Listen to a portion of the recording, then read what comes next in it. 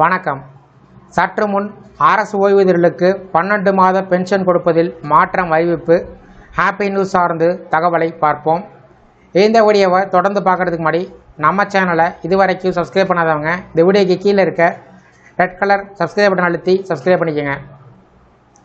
அரசு ஓய்வூதியர்களுக்கு வழங்கும் ஓய்வூதியம் இனிமேல் ஒவ்வொரு மாதமும் அந்த மாதத்தின் கடைசி வேலை நாளில் அவர்களின் வங்கிக் கணக்கில் வர வைக்கப்பட வேண்டும் என்று மத்திய நிதியமைச்சகம் உத்தரவிட்டது.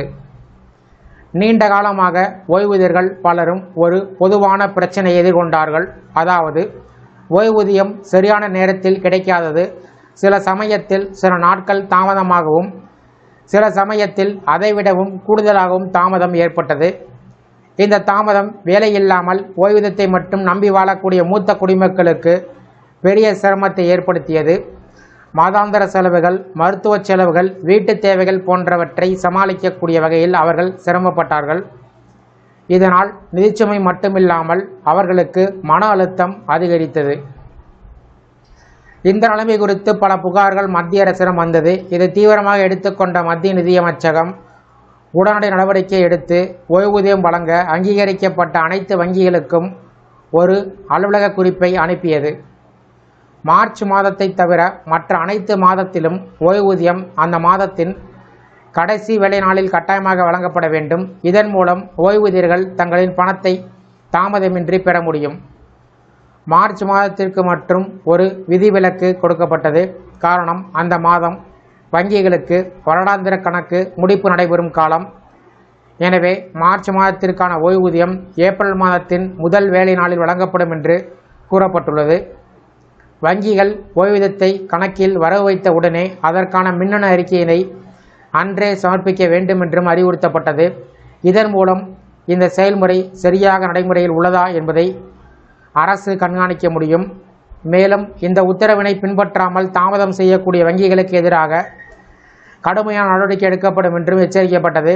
இதன் காரணமாக மார்ச் மாத ஓய்வூதியம் ஏப்ரல் மாதத்தின் முதல் வேலை நாள் வங்கி கணக்கில் வரவு வைக்கப்படும்.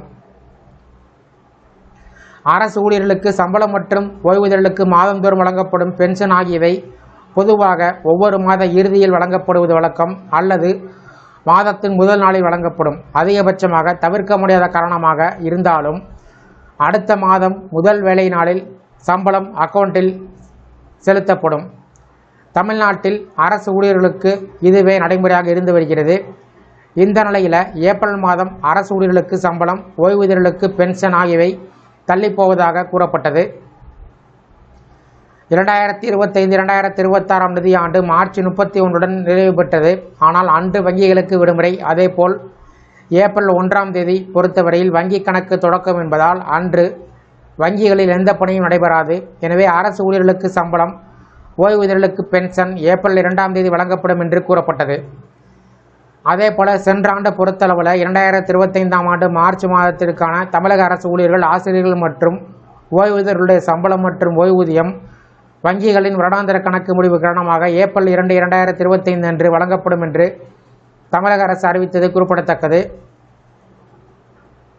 மார்ச் மாதத்தை தவிர பிற மாதத்தில் அந்த மாதத்தினுடைய கடைசி நாளில் ஓய்வூதியர்களுக்கு பென்ஷன் வழங்கப்பட வேண்டும் என்று மத்திய அரசு ஒரு உத்தரவை பிறப்பித்திருப்பது குறிப்பிடத்தக்கது. இதன் காரணமாக ஓய்வூதியர்களுக்கு எந்த தாமதமும் இல்லாமல் பென்ஷன் பணம் வங்கியில் கிடைக்கும் என்பது குறிப்பிடத்தக்கது. இந்த வீடியோ குறித்த உங்களோட கருத்துக்களை கமெண்ட் செக்ஷனில் கமெண்ட் பண்ணுங்கள். இந்த வீடியோ பிடிச்சிருந்தால் வீடியோக்கு லைக் பண்ணுங்கள். இந்த வீடியோவை அனைவருக்கும் ஷேர் பண்ணுங்கள். மற்றும் ஒரு பயனுள்ள வீடியோவில் சந்திப்போம். நன்றி.